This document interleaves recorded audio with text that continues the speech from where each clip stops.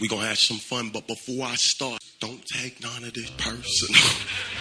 It's just comedy. The Jell-O Program, starring Jack Benny with Mary Livingston and Phil Harris and his orchestra. Thank you. This is Groucho Marx. Well, here I am, stepping in over my head again. With Fibber McGee and Molly. Folks, this is just as new to me as it is to you. Hello? Hello, Mr. Benny, this is Rochester. The Great Gildersleeve. Well, what an original greeting. Hello and welcome to another week of comedy, funny, haha, on Dwayne Old Time Radio. One thing, please subscribe to my channel. If you enjoy what I'm doing, subscribing is 100% free. Also, one more thing, if you have a few seconds or 1 minute, please leave a review on your preferred podcast service, especially if you're on Apple, Spotify, or really just your preferred podcast service. Thank you, and hope you enjoy. It's time to smile. Peter Van Steeden and the Ipana Troubadours playing I'm Nobody's Baby.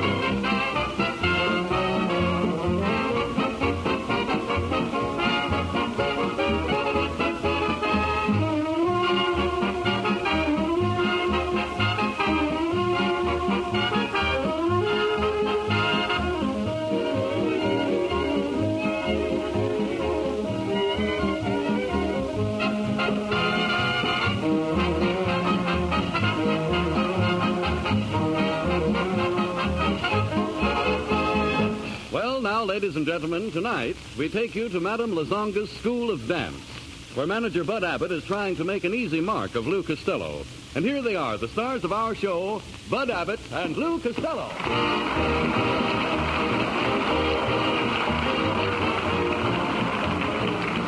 Well, step right in, folks. Madame Lazonga's School of Dance. 6 easy lessons, 50 beautiful hostesses. Say there, neighbor, how would you like to dance with a pretty girl? Oh, not me, kid. I just had a terrible accident. No. Yeah, my car upset. And if I don't turn it over, my wife is going to be mad at me. Well, why don't you dance with the pretty girls first? Then you can turn your car over. Oh, no. I got to do it now, or my wife won't like it. Look, I'll explain it to your wife. Where is she? She's under the car. Oh, my goodness. Where did the accident happen? Hey, see that car across the street? Right across the street? Yeah. See that wreck over there? Yes. Is that your car? No, that's my wife. Your wife? Yeah, the car is the one with my wife's dress wrapped around it. Oh, I see. Fits perfectly, don't it? Look, wait a minute. Look, if you had an accident, why didn't you call a policeman? Why didn't I call a policeman? Yes. Because I hit one. Yeah, you mean you hit a policeman in uniform? No, I hit him in a patrol car. Wait a minute. Did he recognize you? Well, what'd you say? Could he swear to you? Yeah, he could swear to me, and I sweared right back at him. Well, you shouldn't have done that. You should speak softly to a policeman. I did, but he heard me. Quiet now. Look, all right, I'll tell you what to do. Step right in and meet Madame Lazonga. But be careful how you talk. She's very hoity-toity. Hey, is that her over there? That's her. She may be hoity, but she'll never see toity again. Ah, mademoiselle, I kiss your hand. Oh, such a warm kiss. Why does it burn me so? I forgot to take the cigar out of my mouth. Ah, madame, you have beautiful hands. Beautiful hands. Gorgeous. They're just like petals. Rose petals? Nah, bicycle pedals. All right, now, skip it. Now, Madame is ready to teach you La Conga. Yes, come let me put my arm around your waist like this. Oh. Now, wait a minute, neighbor. Wait a minute. Are you getting a trifle emotional? Emotional nothing. She's standing on my foot. Get off. I thought you told me she could do the La Conga. Oh, certainly. But usually when I do La Conga, I wear a native sash around my waist. size 48, ain't it? Yeah, how did you know? I used to put the saddle on War Admiral. No. Come here. She's peeved. I know, She's look. peeved. Now, these lessons are 10 cents each or 3 for $1. How about it? Each, or Okay? 3 for $1? All right. Well, I'm no sucker. Come on, I'll take the 3 for $1. Give me the $1. I'll take it. There you There you are. are. We're all set. Right. All set for the first lesson. Are you ready? Right. Position. Music. Lesson's over. What kind of lesson was that? Now, don't get excited. Now, lesson number 2. Are you ready? Position. Music. Oh, Mr. Costello, you dance divinely. I'm not even out of the first position yet. I dance divinely. You heard the lady. You should see me when I get a chance to use my other foot. All right. Look, neighbor, what do you want to do? Tire yourself out? Ah, who's getting tired? Come on, will you? I want to do some dancing or something here. I know, but you shouldn't get tired of these Look, things. you said like this. You said, music, the band went ta-ta-ta, ka-plunk, over. Oh. I hate you and Vince I see. Stevens. All right, the band went ta-ta-ta. Yeah, I heard it. Well, that'll be $1 extra. For what? For listening to the music. Oh. Look, what do you want me to do? You want me to pay for the guy's union cards? Now, wait a minute. Now, that's a fine remark to make. You come to my dancing school, I furnish a wonderful orchestra, I give you the benefit of Madame Lazonga's time and talent, and when it's all over, you can't even lift a foot off the floor. Oh, I'm a wallflower. Now, you're telling me. I'm a bad boy. Well, why don't you do something about it? I did. I just wrote myself a nasty letter. Yeah? What did you say in it? I won't know till I get it tomorrow. Well, you should be spanked to impress your mistakes on your mind.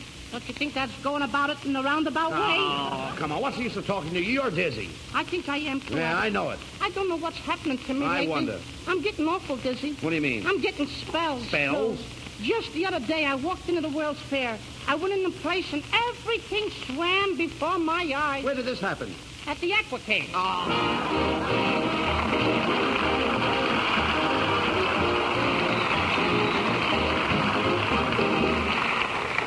Benet Venuta, before you sing your first song, will you come over here a minute, please? Why, certainly, Harry. What for? Well, I just thought that since none of our listeners can see how lovely you are, if I could just tell them what you look like, then when you sang... Yeah, they could quick hide the children so they wouldn't be frightened out of a night's sleep. Oh, no, now, wait, don't you go getting modest on my hands, Benet. Ladies and gentlemen, Miss Venuta's attractive figure tonight is sporting a very nice-looking outfit. Harry, it's not worth talking about. Oh, yes, it is. Well, then it's thanks to my dressmaker. All right. Benet also has a very cute hairdo. Thanks to my hairdresser. And she has a very attractive smile. Thanks to Ipana toothpaste and massage. And, Harry, that's something really worth talking about. Yes, well, enough people are talking about Ipana Benet and using it to make it the largest selling toothpaste in America today. And the reason for that popularity, ladies and gentlemen, is just as plain as the nose on my face. A winning smile, the kind of a smile we all want, depends not only upon sparkling teeth, but upon firm, healthy gums as well. And the creamy, well-cooked foods we eat nowadays do not give our gums the work they need to keep them firm and healthy. So they often become soft and more susceptible to trouble. That's why so many dentists suggest massage with Ipana toothpaste. Just follow this easy, modern routine. Every time you brush your teeth with Ipana toothpaste, put a little extra Ipana on your brush or your fingertip and massage it on your gums. In that way, you help promote firm, healthy gums as well as sparkling, lustrous teeth. And you do it with the toothpaste so many dentists use themselves. For in the 1940 National Survey, it was found that Ipana is personally used by twice as many dentists as any other dental preparation, paste, powder, or liquid. Now make their choice your choice. Start massaging with Ipana toothpaste tomorrow. Our lovely singing star, Benet Venuta, steps to the microphone to give us her own interpretation of St. Louis Blues. I hate to see the evening sun go down. I hate to see the evening sun go down. 'Cause my baby, he's left this town. St. Louis woman,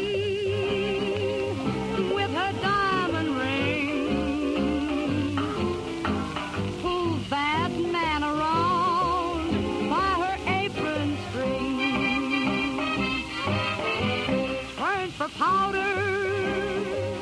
and for store-bought hair. Oh, the man I love would not have gone nowhere, nowhere. Got the same bluey blue, just as blue as I can be. That man's got a heart like a rock cast in the sea. Oh, else he wouldn't have gone so far from me. Oh, got the blues,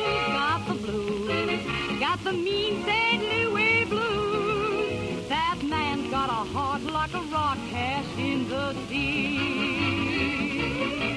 Or else he wouldn't have gone so far from me.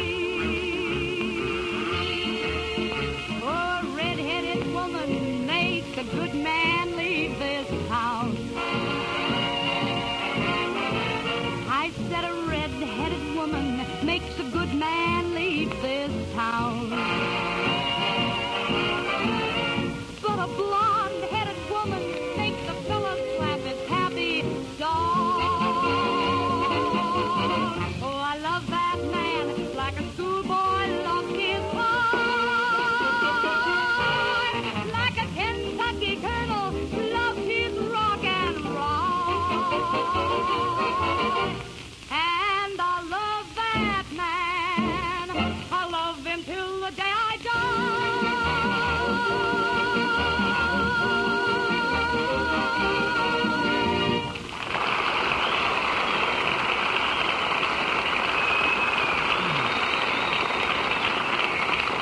Ladies and gentlemen, last week, Abbott and Costello formed the Wackyville Film Company and presented their first effort, The Life of Daniel Boone.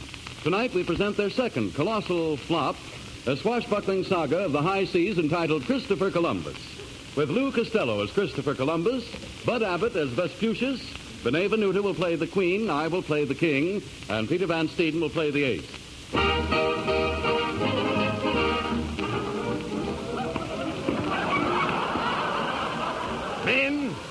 Men, we need hardy sailors to make this pearl voyage to America. Seamen, step forward and state your experience. King's Fleet, Naval Base. Captain Kidd's Pirates, Marine Base. Brooklyn Dodgers, third base. All right. Columbus, stop fooling. Now, if you're going to discover America, we've got to get started. Did you get any information from the Bureau of Navigation? No, sir. I kept asking the guy what kind of weather we was going to have for sailing. And all the guy kept saying hello to another guy that wasn't even there. What are you talking about? He kept saying, hiya, Tide. You know there's nobody around named Tide. No.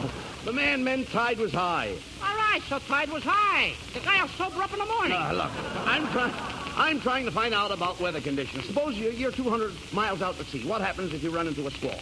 Suppose we're 200 miles out of sea, we run into a squall. Yes. How are you going to run into an Indian's wife in the middle of the ocean? No, you don't understand. You know what I'm worried about? Why? Octopuses. Octopuses? Yeah, that's a fish with 8 faces. How do you figure that out? Well, octo is 8. Yes. And a puss is a puss. Oh, come on. Please, that's enough, Costello. I mean, Columbus. It's the King. It's the King? It's the King. I better hide. Last night I sneaked into the King's castle before the drawbridges was up, and the King's mad about it. Why should he be mad? I caught him with his bridges down. All right, quiet. Quiet, Costello. I mean, Columbus. Here's the King. Huh? So you're Columbus. Yes, sir. I've heard about you. You're in love with my wife. Every night you've been coming to my queen and asking her to let you press your suit. That's a lie. I only asked her to wash a couple of my shirts. Wait a minute. You asked the Queen to wash your shirts? Yes, sir. Queen Isabella of Castile? Yes, sir. What happened? No soap. That's you. Irregardless. Nevertheless, Christopher Columbus, as captain of the Castilian Navy, I'm going to make you my first mate. You're going to make me your first mate? I am, yes. Oh, Kingy, I'm going to be your first mate. Are you sure you won't get tired of me? Bosh! I thought that was going to be much better. We all thought so. Well, I must be getting back to my palace to look over an important paper. But, Your Majesty, why are you so anxious to look over some paper? I gotta see how Dick Tracy's coming out with the Yogi-Yama. Yeah. Oh, the Queen. The Queen. Hey, Abbott, What? give me a rock. Quiet. That's the Queen. What a beautiful voice. She sings like a bird. What kind of a bird? A stool pigeon. Chrissy, who you hissing? That's me. Hey, Queen Izzy. Come here. Oh, tonight, Queen Izzy, you are glamorous. What makes you so beautiful? Well, every day I bathe in milk. Do you mind if I ask you something personal? What? How do you get in a bottle? Oh, Christopher, I brought you my jewels. Here's my platinum coronet, my diamond rings, my sapphire brooch, my emerald bracelets, my pearl necklace. Ah, gee whiz. What's that? Christopher, why are you crying? I want a Mickey Mouse wristwatch. Christopher, don't cry. I want to remember you as a gay, brave adventurer. Before you go, let us have one last dance. Okay, kid. Oh, come on. Get out of here. Come on, Columbus. Behave yourself, Columbus. If you're going to discover America, we'd better hurry. The barometer's falling. Well, pick it up and let's get going. All right, come on, pull up that anchor. Okay. Wait a minute, hey, and stop throwing your clothes through that porthole. Porthole? Yes. I thought it was a little closet. No. Hey, Abbott, what are all those guys over there? Vespucius. Oh, Vespucius? Yes. What are all those guys over there working on in the shipyard? That's a hull of a boat. You're telling me. What are those guys working on? 4 days later. Columbus, 4 days out and we're making wonderful time. Hey, Abbott, how many miles an hour does this boat go? She doesn't go miles, she goes nuts. How do you like that? Of all the boats I got to discover America, I got to pick one that goes nuts. No. No, knots are nautical miles. If you ask a sailor how fast the boat is going, he won't tell you miles. No? He'll say knots. And I'll say nuts right back to him. No.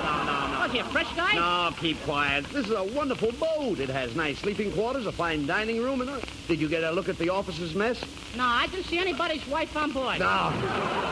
Maybe she's in the front of the boat. Columbus, you mean forward. Forward is in the front of the boat. Aft is in the back. The starboard is on the side. Now, where's the port? In a bottle in the icebox. You're a fine sailor to send out to discover America. What would you do if you woke up in the middle of the night and found the boat leaking? What would I do if I found a boat leaking? Yes. In the middle of the night? Yes. I'd put a pan under it and go back to bed. No. Here, let's put it this way. Suppose there's a hole in the side of the boat. A hole in the side of the boat. Now, get it right. And the water's rushing in. What would you do? I'd bore a hole in the other side and let it rush out. October 12th, 1492. The intrepid navigator Columbus lands in America, where he is greeted by the Indians. Hello, Chief. I'm Vespucius. I want to buy some land. Hey, Abbott. What? If I was you, don't buy any of this dirt around here. Why? It's no good. What do you mean it's no good? It's got worms in it. No, come on. Talk sense. We're over here to get land. Okay, Chief. Tell you what I would do. I want to buy Manhattan Isle. How much? Is that your line? Oh, excuse me. Okay. I'll pay it $24. So, I'll also give you a bottle of rum. what is bottle of rum for? Brooklyn.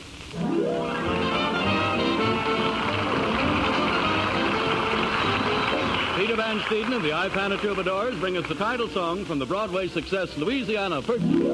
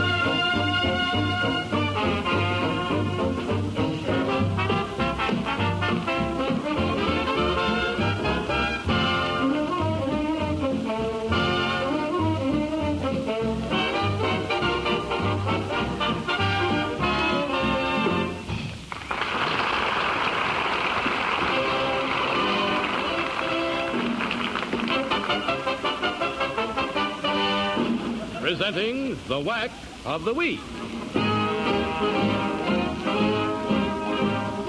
Once again, we come to that part of the program wherein Messrs. Abbott and Costello interview the mental giants of our time. Each week, we bring to our listeners a unique personality, someone whose creative ideas are richly deserving of public acclaim. Tonight's genius is a woman, a style creator, whose radical ideas on women's clothes threaten to revolutionize the world of fashion. She is the author of the book, Phooey on Fashion. And here she is, Miss Nancy Barton. Good evening, Miss Barton. You know, Mr. Costello's told me that your book is very helpful. Oh, really? But, Mr. Costello, my book is for women. How could it possibly be helpful to you? Well, I got a short leg on my kitchen table, and your book just fits under it. All right, now, quiet. What are you going to do, make trouble? Now, never mind. Miss Barton, would you mind telling us some of your ideas on women's clothes? Oh, no, not at all, not at all. Too many women are like sheep. They copy dresses of debutantes and other celebrities without regard to their own personalities.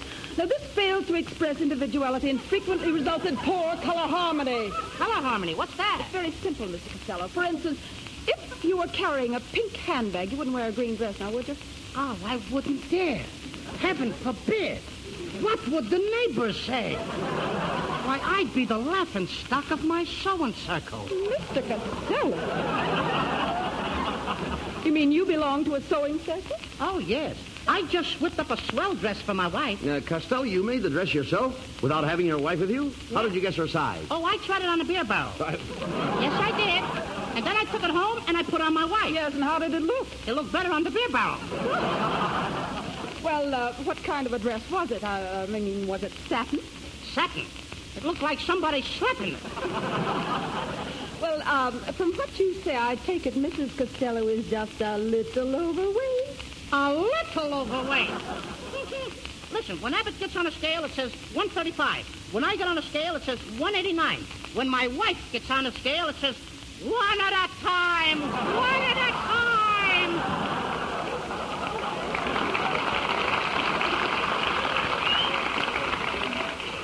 Tell me, Mr. Costello, where does she have all this extra weight? Well, if the bustle ever comes back, she won't have to buy one. Well, I'm very sorry. I'm very sorry, Mr. Costello, but I'm afraid your wife wouldn't look good in any kind of a dress. Oh, I wouldn't say that, Red. Why, when she wears a sleeveless gown, people admire her. They stand up and cheer. Now, that's ridiculous. Why should people stand up and cheer when they see your wife in a sleeveless gown? She's got an American flag tattooed on her arm. All right. Mr. Costello, your wife must be very patriotic. I'll say she is. She's got another tattoo on her back. A map of North America. Every time she takes a deep breath, Mexico joins the Union. We're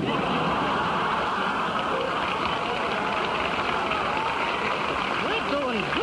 Yeah, look, forget your wife. Miss Barton, I understand that you recently designed a sensational costume called Futuristic Fantasy, which is to be exhibited at the World's Fair. Am I right? Yes, you're quite right. It throws all convention to the winds. You see, I took one of my models, and I covered her with a veritable splurge of color. One dress and hat are rainbowed color. Now, one shoe is blue and the other is yellow. The left side of her hair is dyed green, while the right side is purple. It's remarkable. Have you ever seen anything like that, Costello? Not since I gave up drinking. No. It doesn't look as bad as it sounds. It's really a dream. A dream? Mm-hmm. Don't kid me, lady. That's a nightmare. In Technicolor. Now, furthermore, the hat is quite chic. It has 3 roses with a ribbon on the side. Could you think of anything more attractive? Yeah, 4 roses with a chaser on the side. That's even more attractive to men.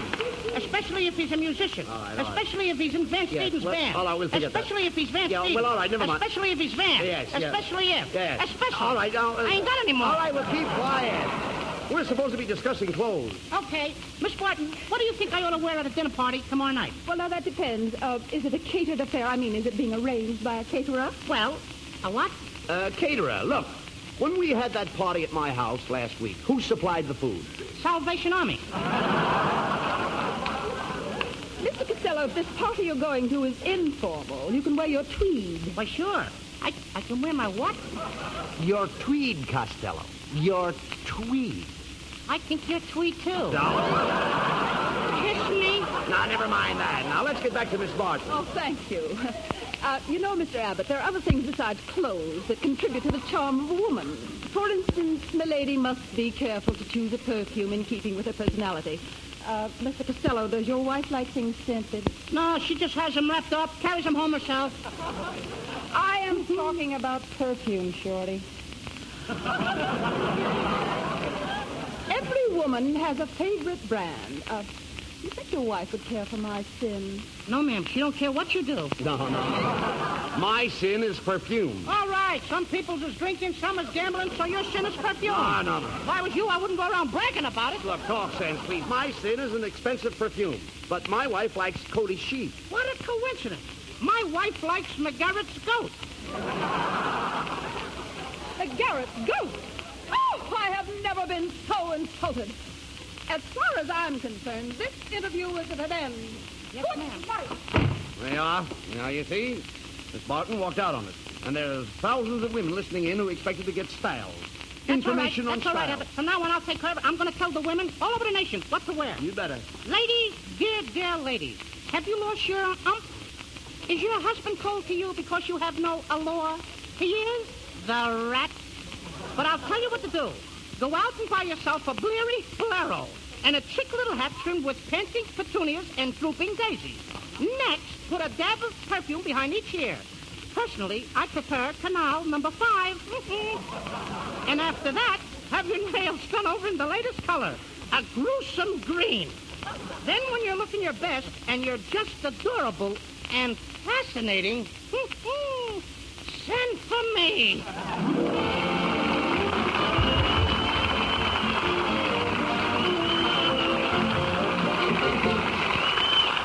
And now, ladies and gentlemen, if I may, I'd like to ask a question. Oh, no, you don't. You don't ask me any questions. I beg your pardon. Who are you, sir? I am a victim. That's what I am, a victim of quiz programs. Oh. Every time I go to see a radio show, somebody shoves a microphone under my nose and starts asking me questions. What's your name? What do you do? All I do is answer. I'm tired of it. Tonight, I'm going to ask a few questions. What's your name? Harry Von Zell. What do you do? Well, I try to make people understand how much sal hepatica will help them when... What's sal hepatica? It's a famous sparkling saline you should take any time and every time you need a laxative. Why? Well, simply because it helps you feel better faster. You see, sal hepatica is a quick-acting laxative, yet it's very gentle. And besides, it also helps counteract excess gastric acidity, chases that sickish feeling fast. Well, I guess you've answered all my questions. Yes, and you'll find that sal hepatica will ideally answer almost everyone's question as to what laxative to take. So get a bottle of sal hepatica from your druggist and see how much faster you feel better when you take gentle, quick-acting sal hepatica. Hey, young fellow with that sour-looking foot. No, please don't pick on me, Benet. All right, Harry, but must you stand there with that sour-looking foot? Well, I have had an awful day. Well, what happened? Well, I wrecked my car this morning. The coffee burnt my tongue. Aw. The bank called me for money, and my nerves are all unstrung. Shame. The laundry ruined my Palm Beach suit. A neighbor stole my bumper suit, and it rained. It rained. Yeah, it rained. Oh, Harry, stop hiding behind a pillow whenever the dawn looks gray. Get up, and meet the sun halfway. There may be a fortune waiting, or maybe an egg souffle. Get up, and meet the sun halfway. Get into the tub, and as you begin to rub and scrub your bout with your version of the road to Mandalay, don't ever expect the bright side served up to you on a tray. Get up, and meet the sun halfway. Stop hiding behind a pillow whenever the dawn looks gray. Get up, meet the sun halfway. There may be a fortune waiting, or maybe an egg souffle. Get up, meet the sun halfway. Get into the tub, and as you begin to rub and scrub your bout with your version of lemonade, don't ever expect the bright side served up to you on a tray. Get out of bed, you sleepyhead. Meet the sun halfway.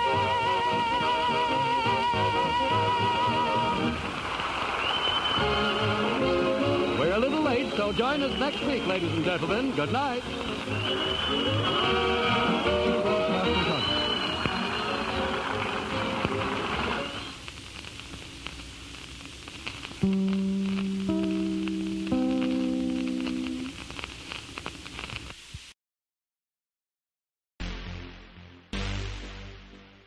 My podcast on all podcast services. You can also go to my website, otr.duane.media, to listen to all of my podcasts. There's donation information, patron information, and more all on the website. The website is slowly improving. Thank you for your patience. It takes a while to update and add information to the website, but it's getting there. You can also find me on Instagram, duane.otr.